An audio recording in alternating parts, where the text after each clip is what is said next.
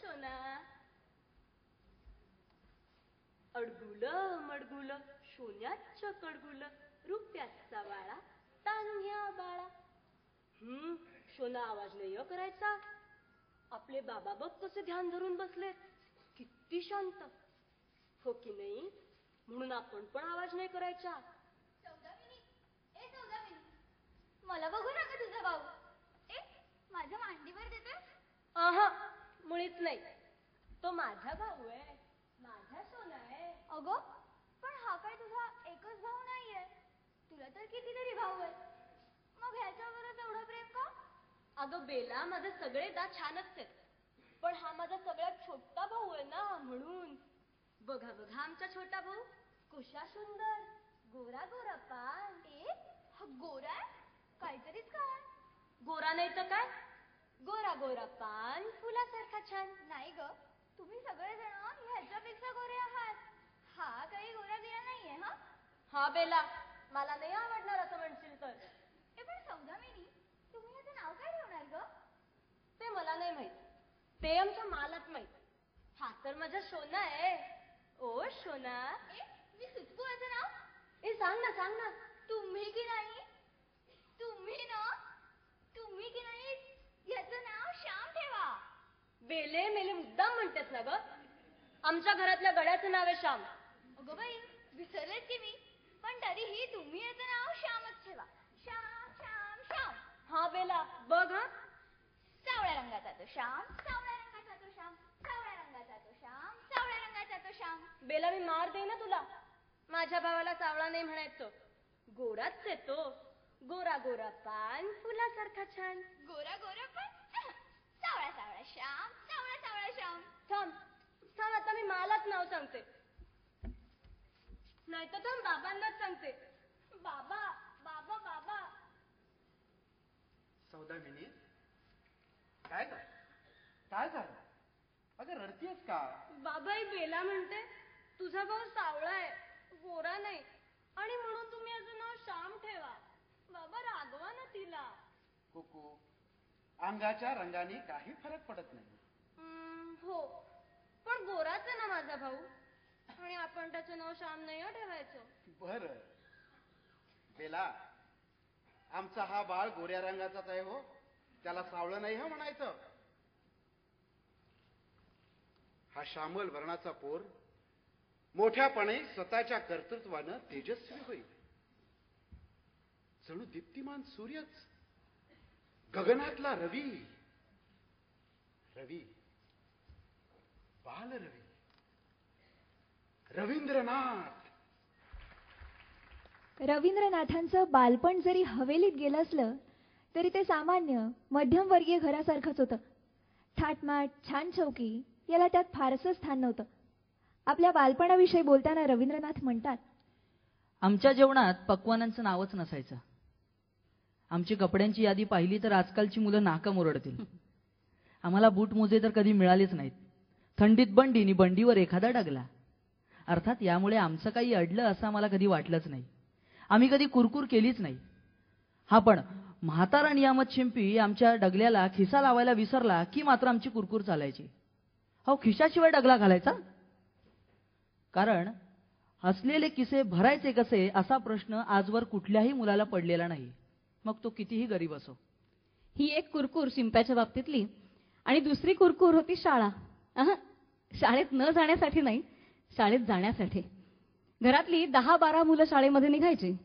ही बालसेना शाळेला निघालेली पाहून बालरवीच्या मनामध्ये विचार यायचा, काही वेळ का होईना पण ह्या मुलांना घरातनं बाहेर तर पडता येतं, मला मात्र घरातच अडकून पडावं लागतं.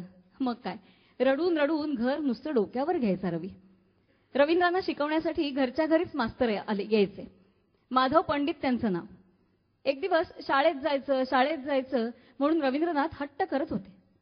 तेव्हा माधव पंडितांनी त्यांना जवळ घेतलं आणि म्हणाले, बाळा, अरे आज शाळेत जाण्यासाठी रडतोयस, उद्या का गेलो म्हणून रडशील.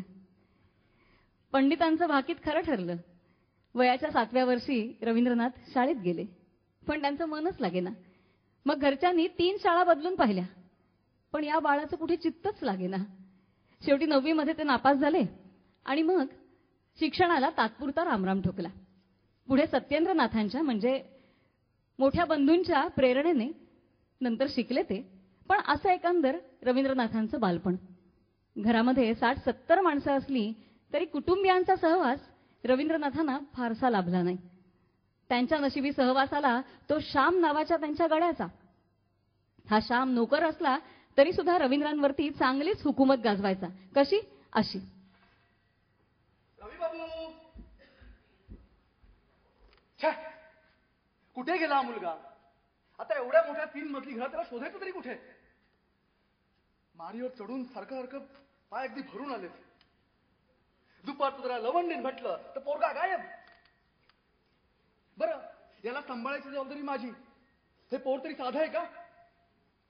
पुस्तक काढून कधी अभ्यास करणार नाही. सारखं आपलं माडीवरून अंगणात, अंगणातून परत दारी बागेत हिंडत राहणार. काय त्या बागेत फुला पानांमध्ये दडलंय त्या देवास ठाऊक. रवी बाबू, ओ रवी बाबू, इकडे या. काय सारखं बागेमध्ये? काय रे श्याम, किती हाका मारतोस? चाफ्याच्या झाडावर बसून भुंगा कसा मध पितो ते पाहत होतो ना. अशी तंद्री लागली होती बघ तुझ्यामुळे. रवी बाबू, अहो तर चिडता काय? रोज तर चढता चाफ्यावर. उद्या परत बघा भुंगा.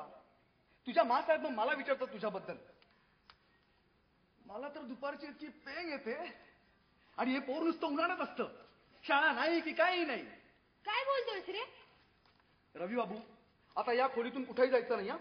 बरं, पुढचे 3 तास इथेच बसून राहायचं गुपचूप. हे काय, मला जायचंय. अरे ते भुंगे, त्या चिमण्या, त्या वेली, ती फुलं कंटाळतील ना. मला त्यांच्याशी खूप खूप गप्पा मारायचंय. आला मोठा फुलांशी गप्पा मारणारा. त्या फुलांना कंटाळा येतो आणि माझं काय रे? मला कंटाळा येत नाही? अजिबात नाही. आता इथेच थांबायचं. तू का मला अडवतोस? ए श्याम, मला जाऊ दे ना. या खोलीत 3 तास मला कसं तरी होत रे. मला जाऊ दे ना. रवी बाबू, अजिबात नाही. इथेच थांबायचं आता. काय करशील रे? मी बडोदांना सांगेन. सांगा. नाहीतर मला सांगेन. सांगा सांगा. नाहीतर तुझ्या मालकांनाच सांगेन. चालेल? मग कसा घाबरशील?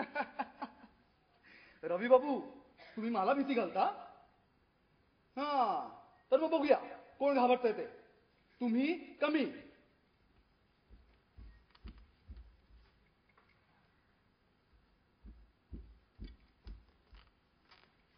इथेच उभे राहा.